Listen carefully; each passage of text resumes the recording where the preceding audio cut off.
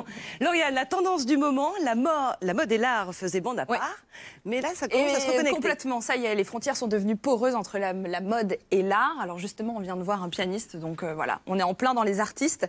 C'est pas forcément nouveau que la mode s'intéresse à l'art. On se souvient par exemple de la robe Mondrian de Yves Saint Laurent, c'était en 1965, et ça avait fait grand bruit parce que c'était un petit peu l'une des premières grosses collaborations entre un artiste et une maison de luxe, en plus, qui plus est. Mais depuis quelques mois, effectivement, il y a une recrudescence de collaborations de ce type, comme par exemple en ce moment avec Dior, qui a fait une collaboration avec Cause, qui est un artiste de pop art new-yorkais.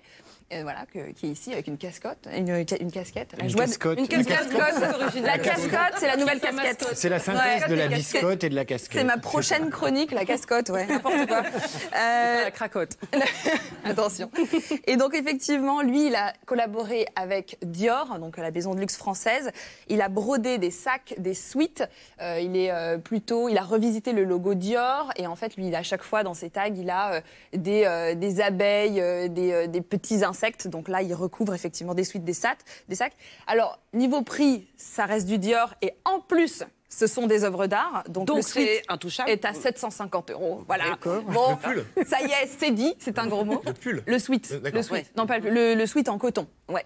Donc c'est les prix Dior, mais c'est encore un tout petit peu plus cher parce que ce sont des pièces évidemment en édition très limitée. Mais si on achète ça à 25, on peut faire une garde alternée. Oui, c'est vrai. Oui. Voilà, moi je mets le col, tu mets la manche. Oui, et puis, voilà. Une semaine sur deux, on change le pull. Et puis Isabelle prend les vacances, c'est très bien. Voilà, on peut peut-être faire ça si on se cotise. Okay. Ça reste quand même encore un peu cher.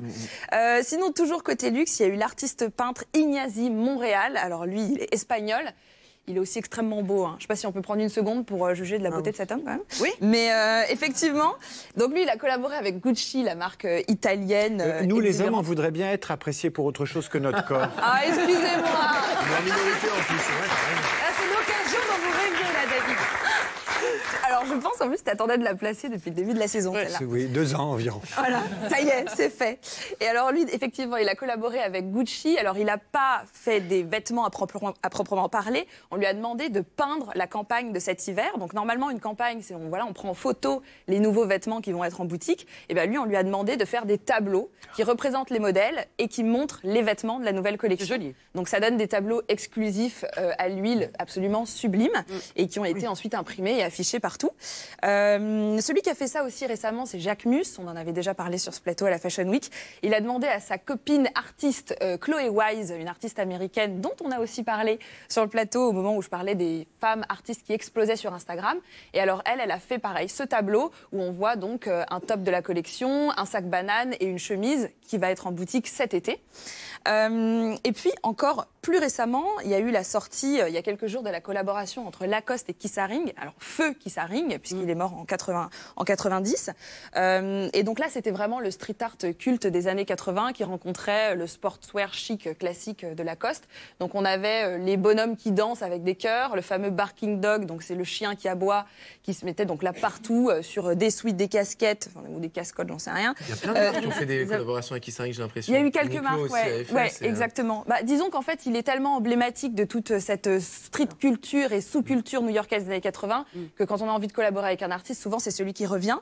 Et c'est très visuel. Voilà, c'est très visuel et c'est finalement assez mainstream. Puis comme il est mort, on fait ce qu'on veut. Aussi, ce sont les ayants droit et là c'est plus facile à négocier. Et donc moi je trouve que c'est vraiment cette collaboration qui représente en fait le mieux les liens entre la mode et l'art parce que c'est cette idée finalement qu'on peut rapprocher très facilement des univers qui normalement communiquent pas tellement. Donc là, Lacoste qui avait une image très classique, très chic, très polissée, là d'un coup devient ultra urbaine. Kiss Haring, c'était quelqu'un qui était vraiment dans les milieux gays et de la drogue aux États-Unis avec des soirées un petit peu olé olé dans la factory, on peut dire ça, Interlope. dans les factories avec Warhol et Basquiat. Et donc là, l'idée, c'est vraiment de pouvoir dire on casse les codes, on ose, et du coup, on devient cool. Eh ben merci beaucoup, Lauriane. Soyons cool. Je rappelle le nom.